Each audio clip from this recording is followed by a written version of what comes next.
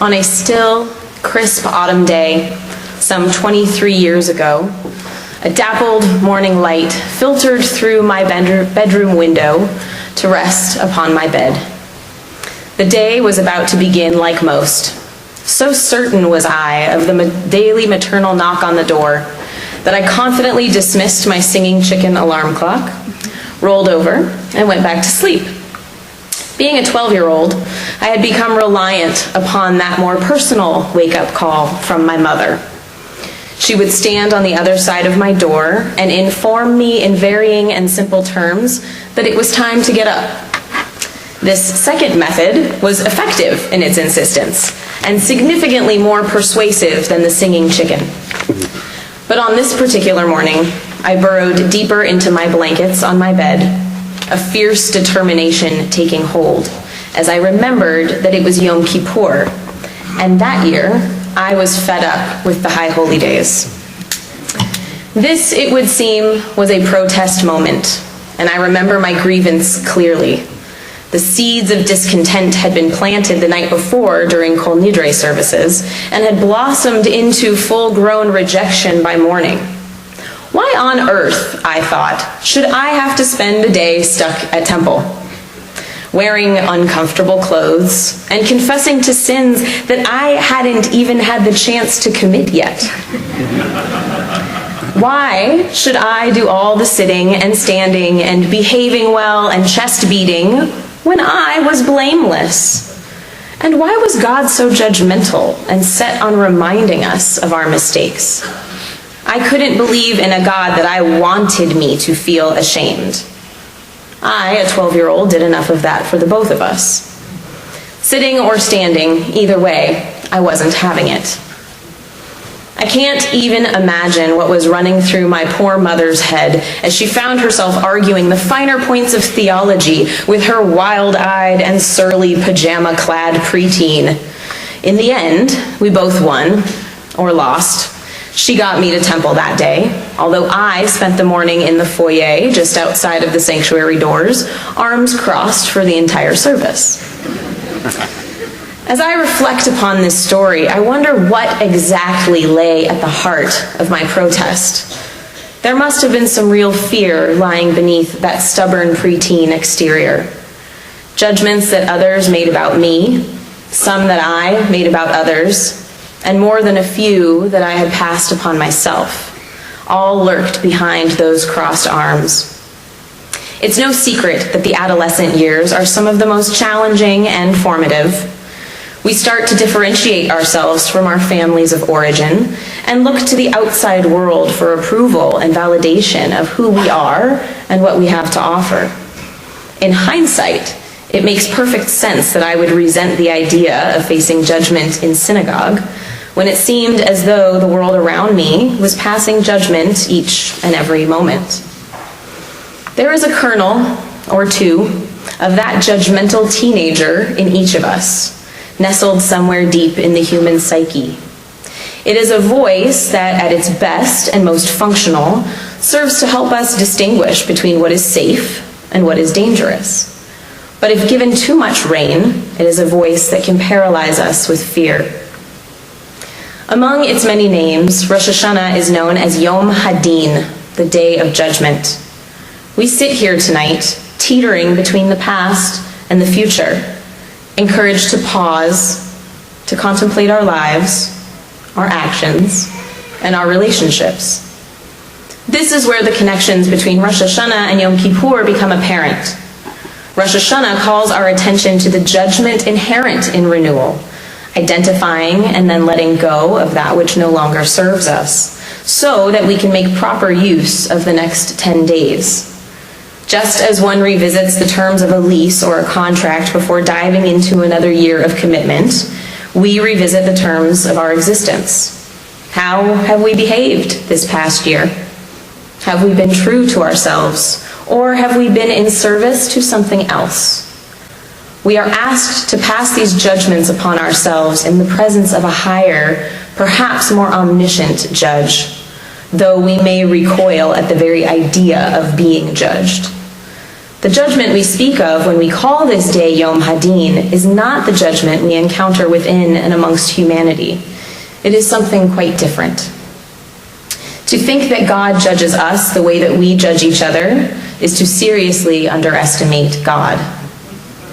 Human judgment involves assumptions, educated guesses, uneducated guesses, and biases galore. Divine judgment takes into account the best of who we are and who we could be, along with an accounting of where we have missed the mark and where we have tried to make things right. Author Stephen Covey used to tell a story of such mistaken assumptions to illustrate the fallibility of human judgment.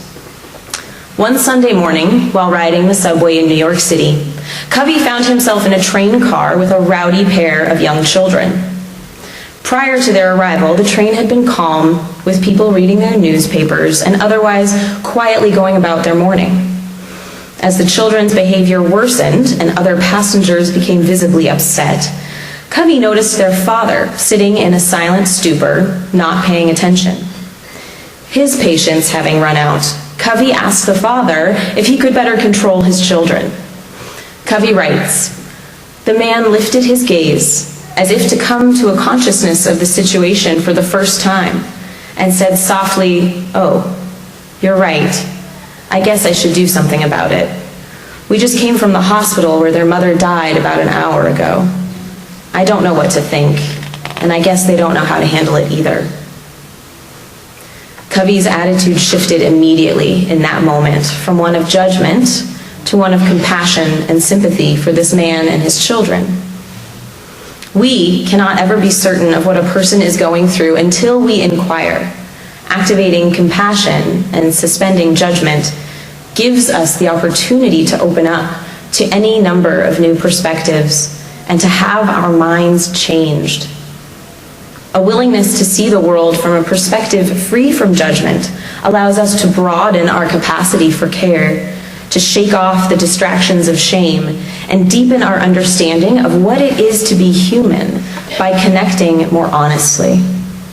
When we judge ourselves or when we feel judged, our systems flood with the psychological sensations of shame.